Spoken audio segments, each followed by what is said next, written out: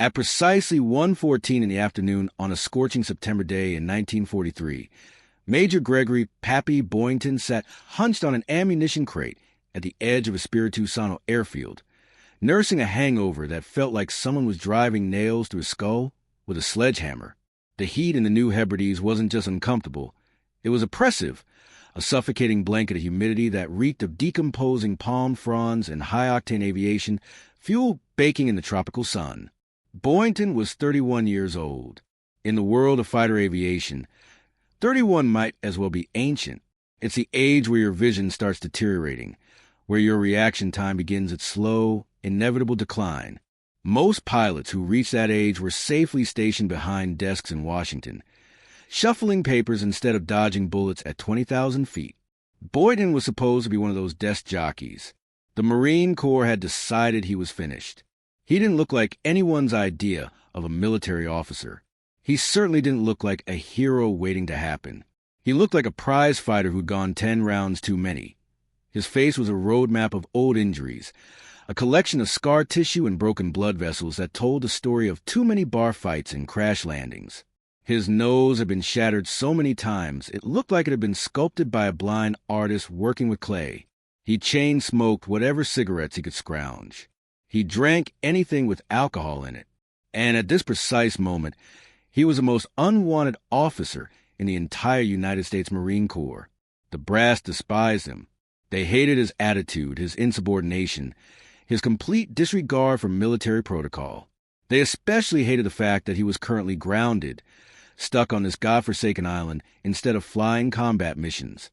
The official paperwork cited administrative reasons for his grounding, but everyone on Espiritu Santo knew the real story.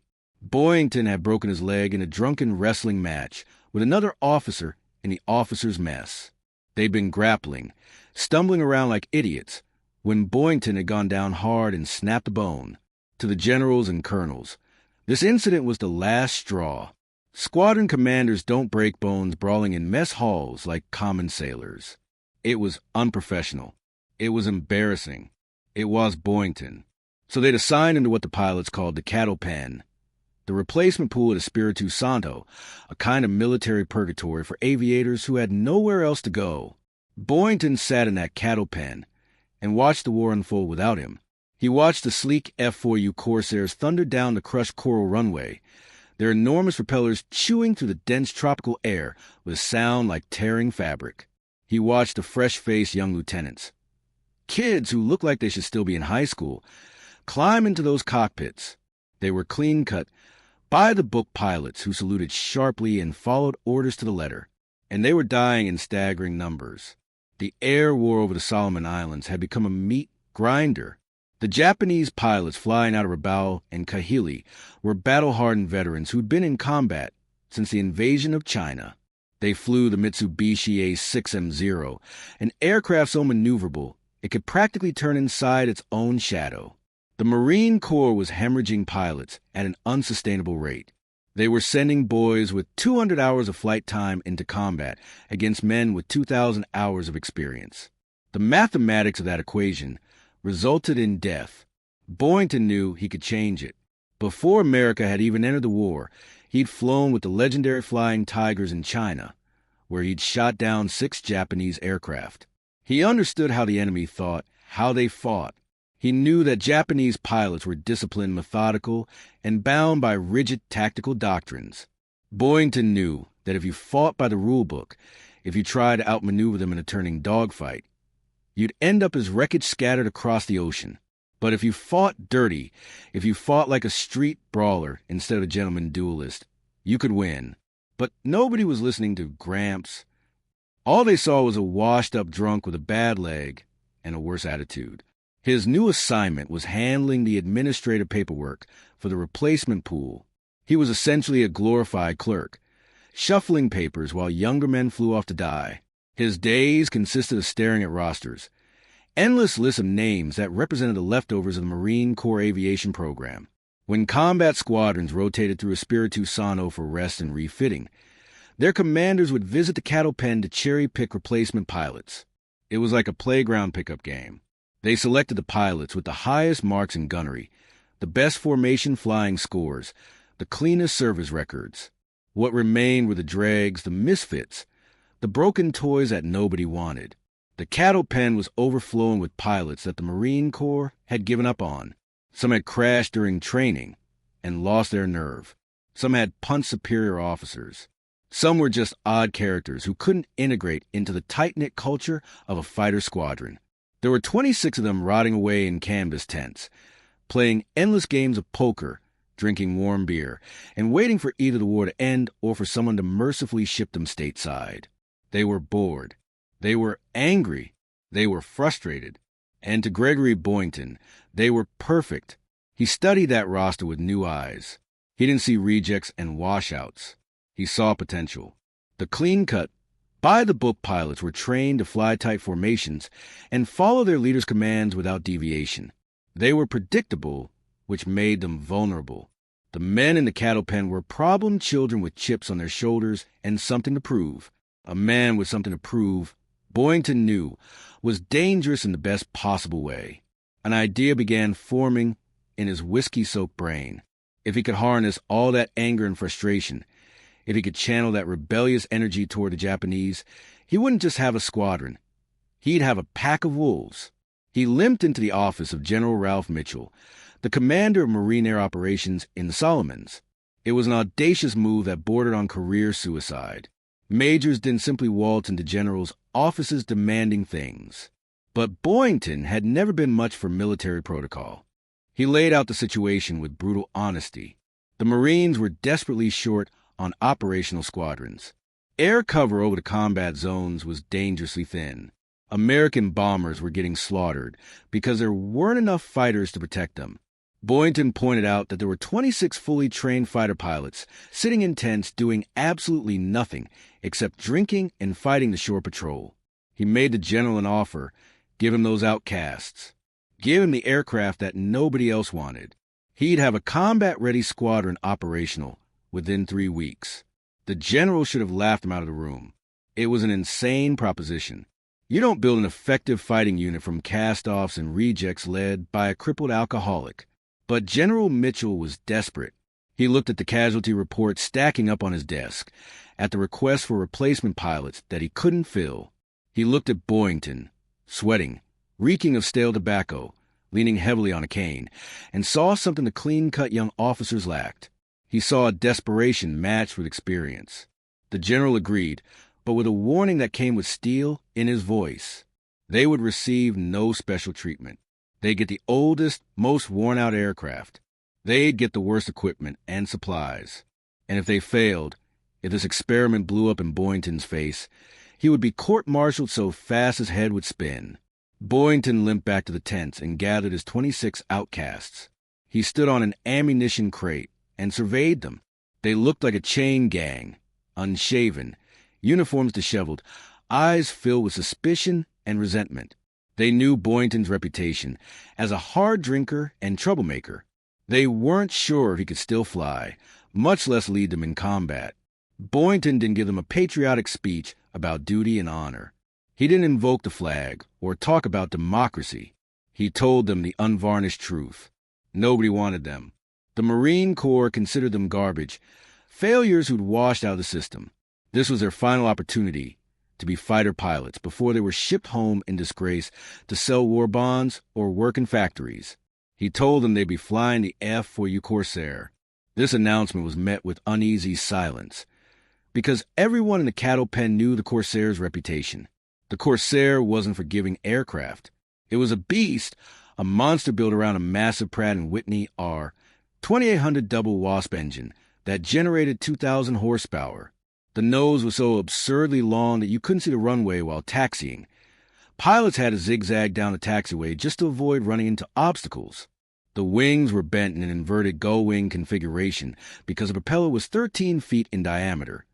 If the wings had been straight, that massive prop would have struck the ground. The Navy had initially rejected the Corsair for carrier operations because it was too dangerous to land on a ship. It had a tendency to bounce on landing. It stalled without warning. If you advanced the throttle too aggressively on takeoff, the massive engine torque would flip the entire aircraft upside down before you left the ground, killing you instantly. Pilots had nicknamed it the Ensign Eliminator because it had killed so many young aviators during training. The Corsair was heavy, brutally fast, and completely unforgiving of mistakes. It didn't glide gracefully. It fell from the sky like a brick. To fly it successfully, you had to physically manhandle it. You couldn't fly it with fingertip control. Like a trainer, you had to wrestle it into submission. Boyington looked at his collection of brawlers and troublemakers and realized the aircraft was perfect for them. The Corsair was a thug, a barroom fighter of an airplane.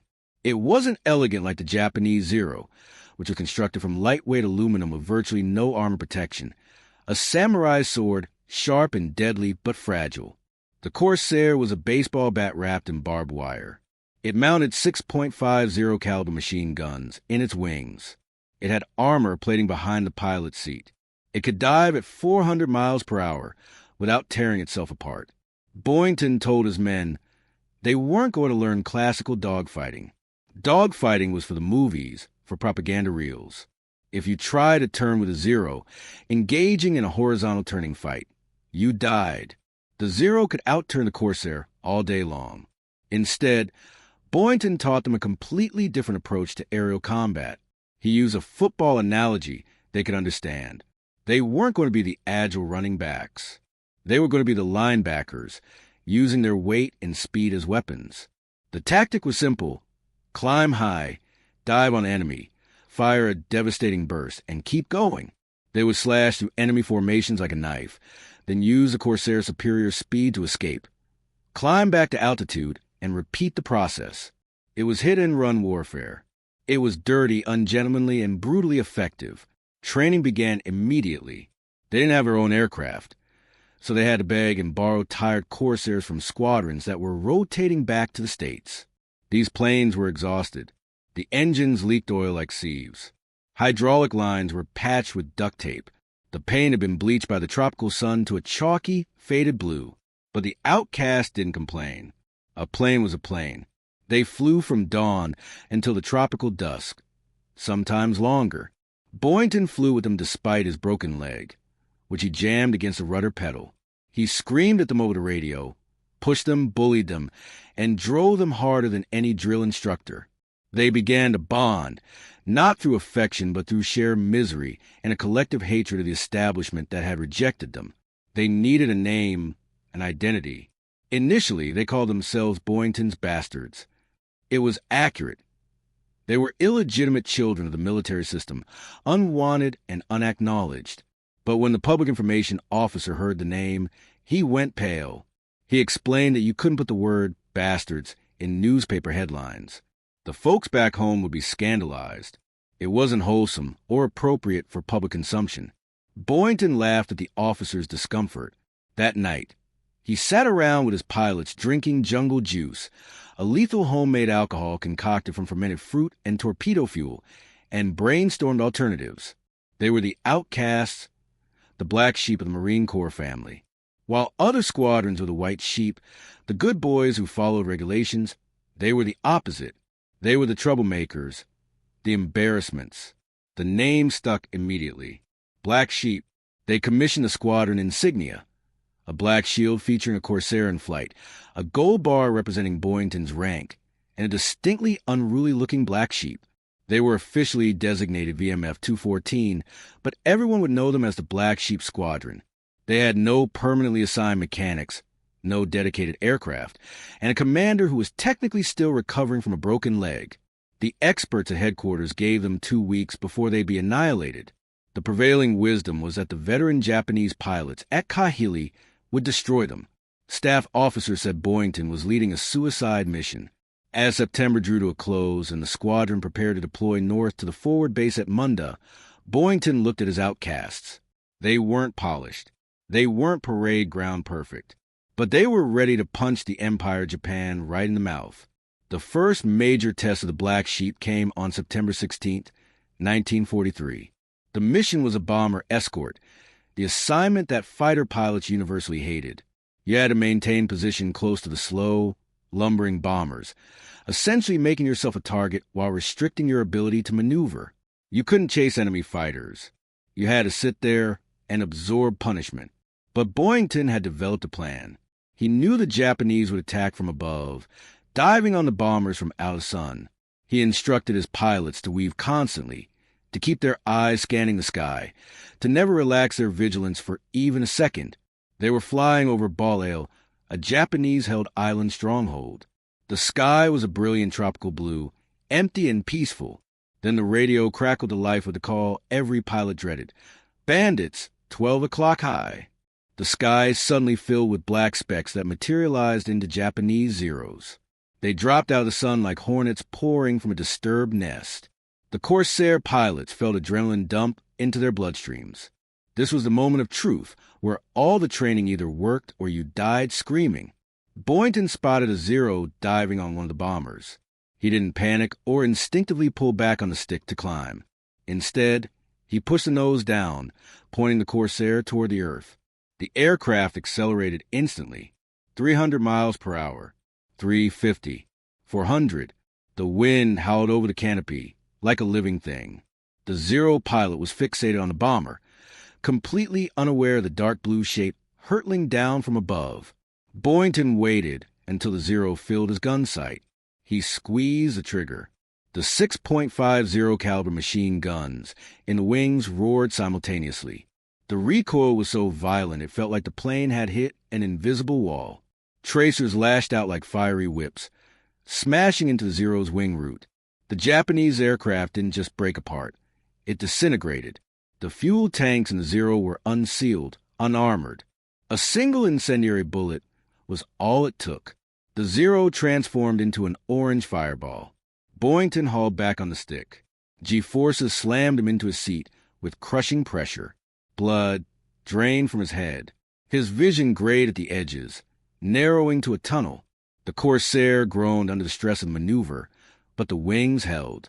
He rocketed back up into the sky, trading his speed for altitude. He looked around. The sky had become a chaotic swirl of smoke trails and aircraft, but the black sheep weren't breaking. They were fighting exactly as he'd trained them. One of the outcasts, a kid who'd been kicked out of flight school twice for disciplinary problems, found himself with Zero locked onto his tail. The Japanese pilot was good, experienced.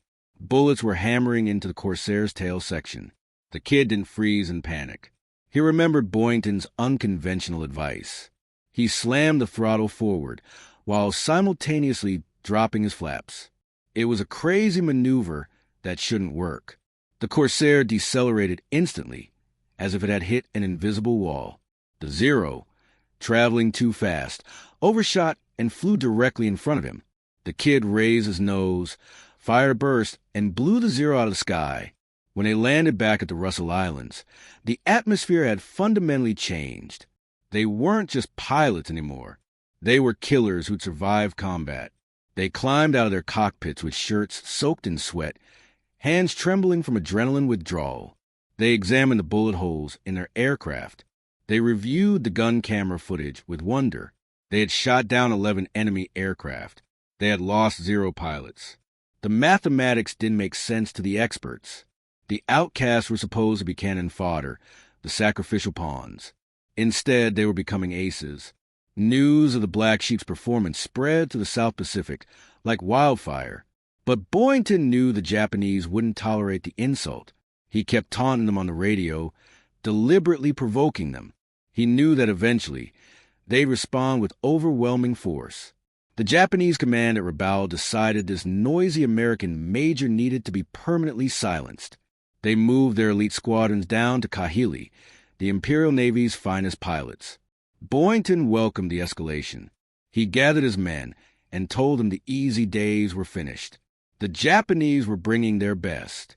The next few weeks would determine whether the Black Sheep were just lucky or truly legendary. He poured drinks. He raised a toast to the outcasts, the unwanted, the bastards. The escalation began in early October. The missions became longer and more dangerous. The Black Sheep stopped flying simple escort missions and started flying fighter sweeps, the most dangerous game in aerial warfare.